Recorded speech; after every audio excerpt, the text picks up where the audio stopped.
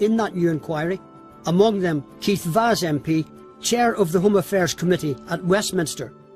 I showed him part of Richard Kerr's interview. Why don't you go up and spend some time with him? He's got a gift for you.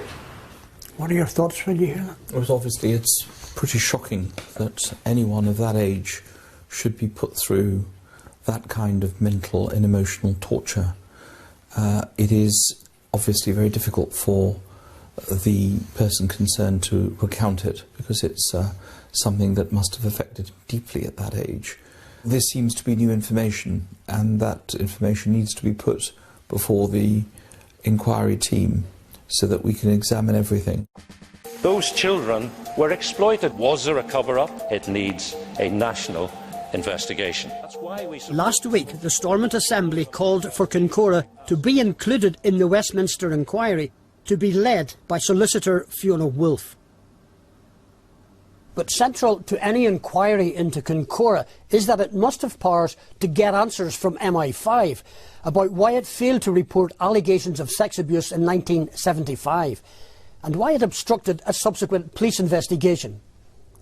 Effectively, that represented a cover-up of the sex abuse at Kincora, but it may also have contributed to a cover-up of what seems to have been a sophisticated and much wider paedophile ring.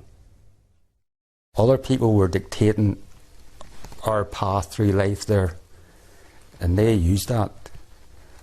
Well, I just hope they're proud of themselves. You know, I really do. They're, yeah, no doubt they probably think, yeah, we had to do it. No, we didn't bloody had to do it. You know, if that's the only way you can get a result, well, then you're doing something wrong. You know, surely we're above that. As a society, we're far more intelligent than that. No.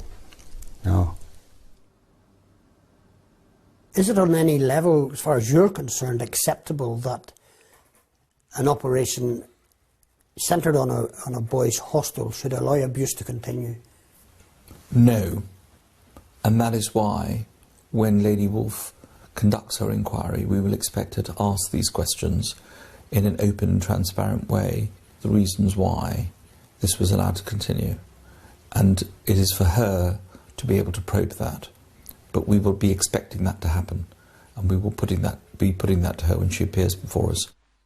Brian Gemmell says he left intelligence not long after his Kincora assignment. He could no longer reconcile his career with his conscience. He'd been troubled for years by what had happened back in the 70s. So what would have happened had you gone to the police? You could have stopped the suffering, you know, a long time earlier for some of these young men. Yep, I accept that, yep. In order to put that right, will you be prepared to give evidence to an inquiry? I will.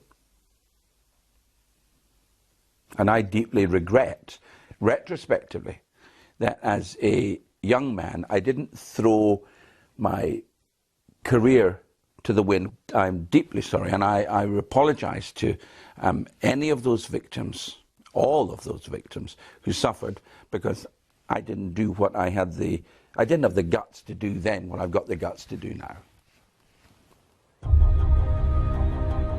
No inquiry has ever before taken the evidence of Brian Gemmell, so central to the revelation of an MI5 cover-up.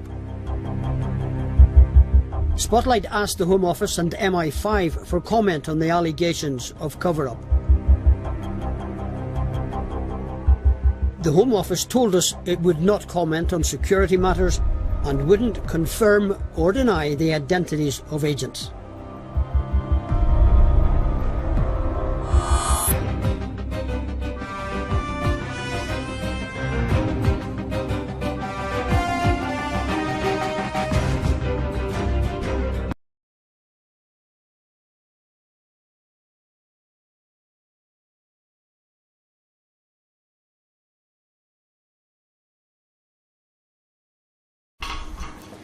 Gary Hoy spent 7 years at Kincora Boys' Home in East Belfast.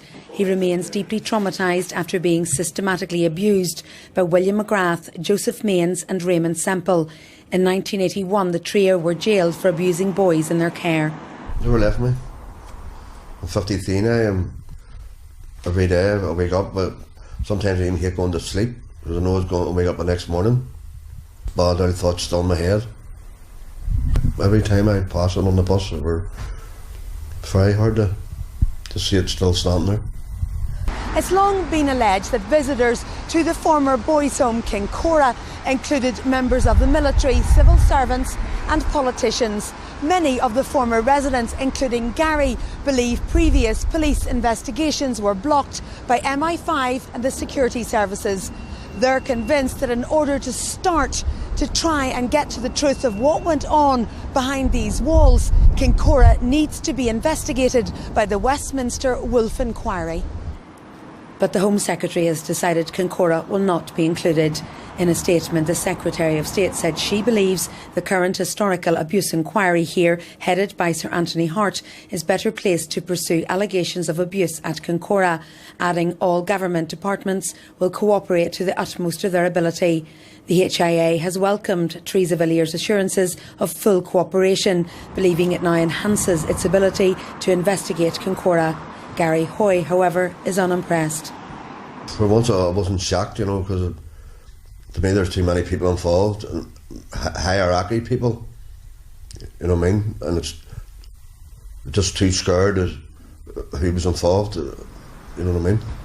The First Minister, who's disappointed Kincora will not be thoroughly examined by the Westminster inquiry, says he will seek clarification from Sir Anthony Hart that he'll now have the same range of powers to carry out a robust investigation into Kincora. Politicians on all sides of Stormont believe there's a critical weakness in the abuse inquiry here. What she is not able to do today is say for sure Sir Anthony will be able to compel the right witnesses from MI5 and the security services. That is the big allegation. That's the one that's been lingering for so many years and decades. That's the one that needs to be nailed. I think what we need in relation to any allegations of this nature is a full, transparent, independent inquiry with sufficient powers to get to the truth. I think that's what victims require. Do you think that the truth will ever come out about Kincora? Never come out. They're not come out now when they're not taking it to Westminster, you know what I mean? So what are they hiding this time? The Historical Abuse Inquiry says it won't be able to investigate Kincora until the end of next year at the earliest. Jane Lockray, UTV Live, East Belfast. The Alliance MP for East Belfast, Naomi Long, joins me from London. Naomi Long, what's your reaction to the government's decision not to include Kincora in the inquiry into historical child abuse? Well, obviously, I am extremely disappointed that they have rejected not just my calls, but also those of Amnesty International and indeed of the Northern Ireland Assembly to take a fresh look at Kincora in detail as part of the investigations that they are launching here in Westminster. Because clearly the allegation is that there was cover-up, that it went to the highest levels of authority here in Westminster, and therefore I believe that only an inquiry located in Westminster will be able to do this issue justice. What are they afraid of? Well, I think that's a question perhaps best levelled at the Home Office and indeed the Secretary of State. I cannot understand for the life of me what there is to be lost at this point from giving those victims who claim that their abuse was covered up and giving those witnesses who at the time made statements to say that they believe the abuse was covered up the opportunity to give a full and frank account of those issues and to ensure that it's fully investigated and that people can have some justice and truth. So I think that's a question that really rightly has to be put to the Home Office and indeed to the Secretary of State. But in the meantime, if a request is made for any information from other parts of the UK beyond Northern Ireland, that's all it will be, just a request.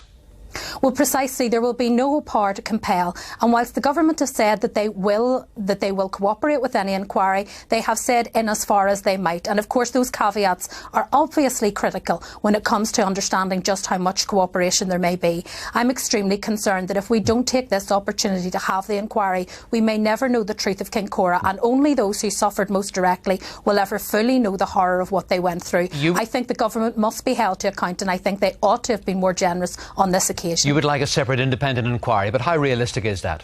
Well, my preference would be for this to go into the CSA inquiry that they've already announced. The timing was perfect, and I think it would have been the correct vehicle had they set the terms and conditions in the right way.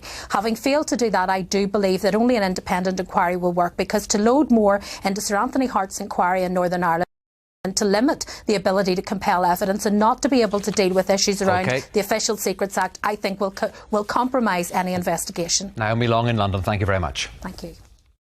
You're watching